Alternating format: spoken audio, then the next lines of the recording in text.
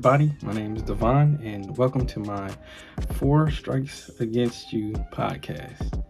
I have been trying to figure out how to do a podcast for so long. I don't even like to show my face on social media, but I realized that this is the shift and this is a change where things are going. So I just want to give you a little background about myself. I grew up in a place where racism was prevalent, and I seen things. I think the system was so convoluted that after I left the place, I started to see things, and I started to see, wow, this is something that's really psychological. It messes with your head. And so me growing up, I did have a lot of freedoms and stuff. Mom was in the medical field, but my dad, he was had mental issues. He lost his father at a young age, and so it messed with his mental problems. It messed with him mentally. Like I guess his parents in the past was dealing with the same type of thing, but for some reason when he lost his father, something snapped. And so I grew up without a father, and I had my mom there all the time, and she was busy. She's working in the medical field. And so in those days and times that I yearned for a father, I really didn't have one. And so that affected me growing up and stuff like that. I was always looking for attachments, people I could confide myself in and treat them like brothers and sisters. And so I grew up in a time where I was surrounded by kids and different races. So that was the blessing of me growing up. My best friend was down the street, and his family was a mixture of Philippine and Mexican. So I had that culture. I would go over his house every week, and he had animals, which I really, I was okay with animals, but for some reason that dog just came after me. I don't think he came after nobody else. They had this dog that came after me, and so I was just like, it was fun going over there and stuff like that, and connecting with him. But through those situations, I was like, man, is this dog racist? Like, what's good? So, but yeah, going through high school, and middle school, elementary, I got held back in elementary school, and the teachers basically said that I wasn't picking up on stuff fast enough. So that was embarrassing. The reason why I wasn't picking up is because I didn't have glasses. So I was smart, I just couldn't see. And so I grew up with that stigma behind me, and I always tried to excel past the stigma.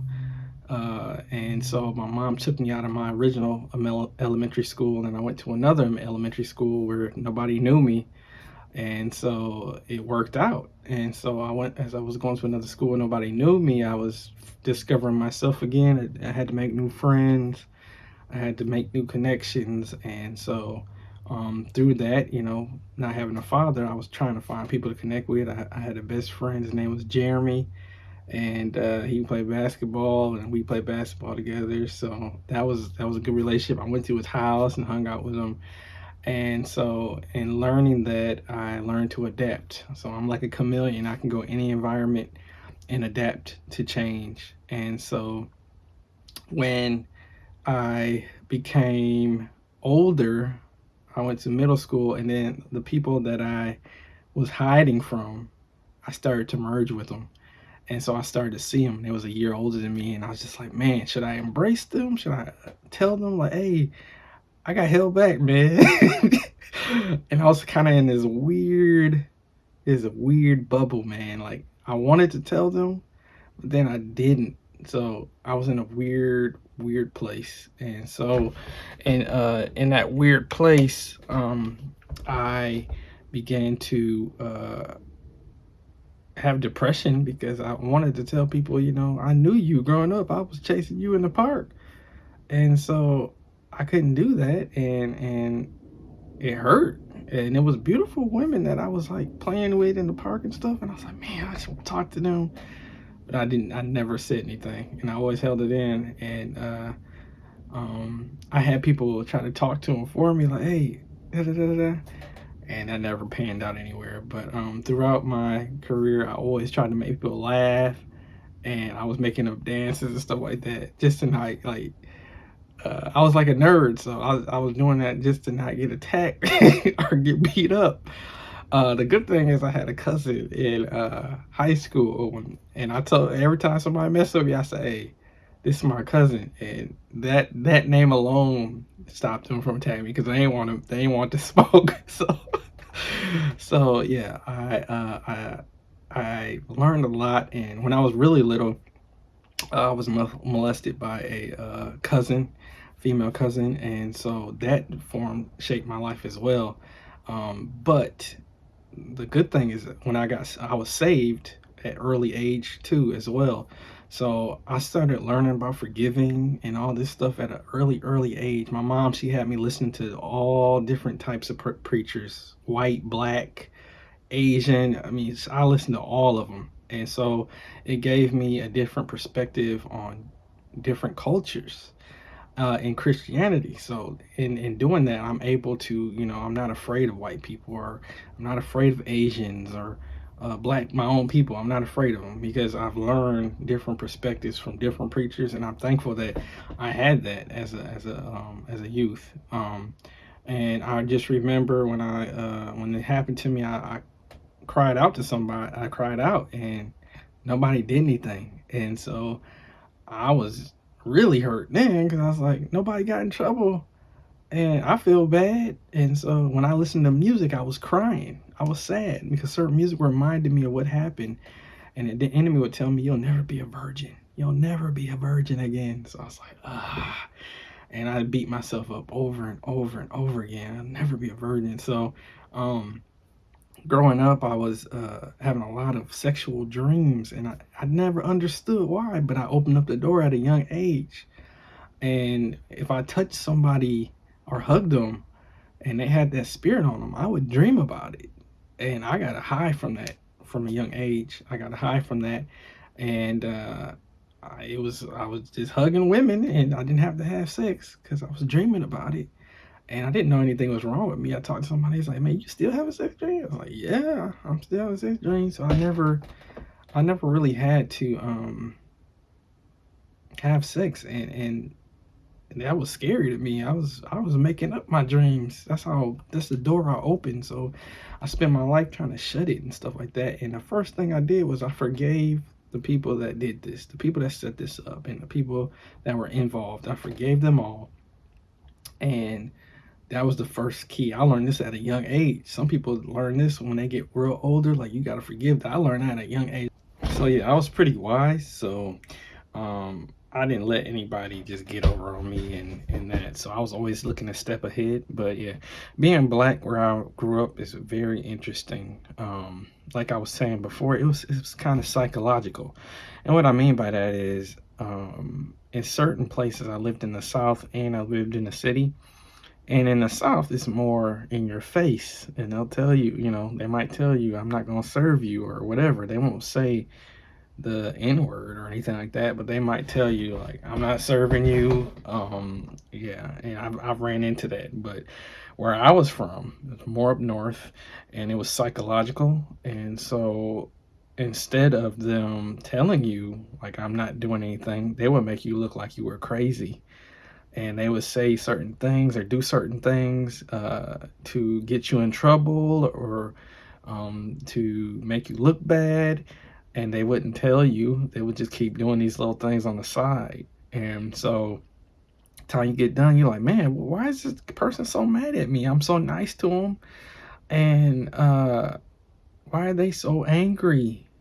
um, and then I realized when I was in school, like, there were certain people that had more opportunities than me, or they got better connections to the teachers than me. The Caucasian white teachers, they had better connections, and they were white. And so what I noticed was the teachers was taking in the white students as if they were their children. Like, you're like my son. And so they got extra care, they got extra motivation, that oftentimes black people in my area didn't. So that was very interesting because it was circles that I couldn't get into. There was clubs that I couldn't get into, and I would come to class sometimes and just see like the students chilling with the teachers and joking around. And I've and I was treating the teacher like a teacher, and they was treating them like their mom or friend. So that was one thing that I seen that stood out. And so black people where I was from didn't have opportunities. I know my mom, she was the first PA, black PA where I was at. She's like one of the first ones. So you can imagine what she went through. But I tried to, connect with everybody. I didn't have any issues, Mexican, white. I always try to connect with every race somewhere. And me growing up in that environment, it affected me. And when I left to the city, to the country, that's when I realized. When I went outside where I was, I realized, man, this is psychological. Like they was doing the same thing, just in a different way. I remember when I went to the country, I went to a restaurant and somebody said, we're done serving you.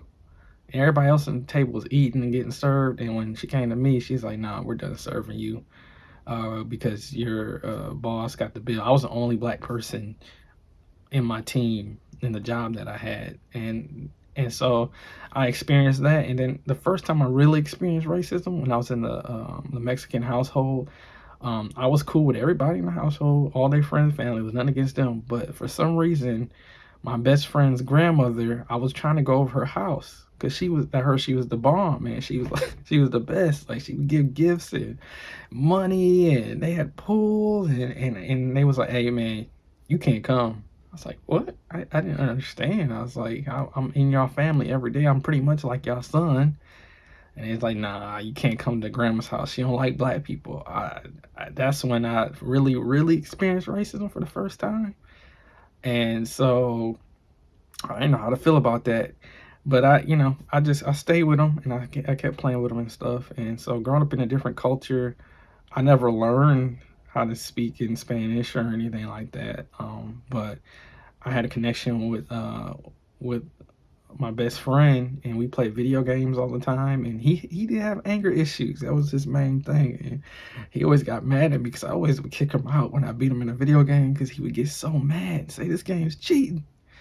And so I was trying to teach him like, you can't you can't get angry and do crazy stuff because you lost, man. And so and learning that and being in those cultures, I'm able to adapt to different cultures. So um, I remember I always wanted to date an Asian girl, and so I was trying to get absorbed in the Asian culture. I learned Japanese. I took it for 2 years, and so I went to like the Asian forums that they had at my college, and it was so cool, man. But it was weird at the same time. I remember I was flirting with this girl, and I followed her, and she was just flirting back and forth, and then like she disappeared. Like if that makes sense. Like I was trying to get her number. I was about to get her number, and she went around one corner, and then she just like disappeared. So I was like, man, she played me. But and so I tried to date another Asian girl in high school.